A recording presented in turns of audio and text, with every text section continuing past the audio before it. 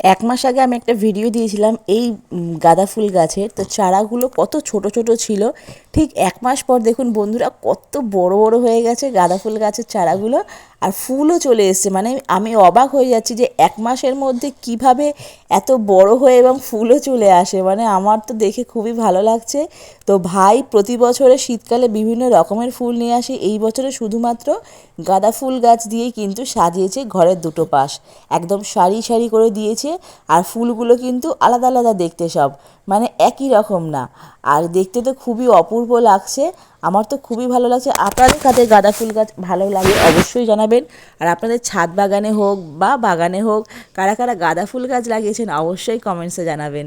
তো আজকের এই পর্যন্তই, দেখা হচ্ছে নেক্সট ভিডিওতে। ভিডিওটা ভালো লাগলে অবশ্যই এটা লাইক করে দেবেন আর চ্যানেলটা সাবস্ক্রাইব করে আমার পাশে থাকবেন। আর হ্যাঁ, অবশ্যই জানাবেন কারা কারা গাঁদা ফুল গাছ এনে লাগিয়েছেন। তো আজকের এই পর্যন্তই, টাটা।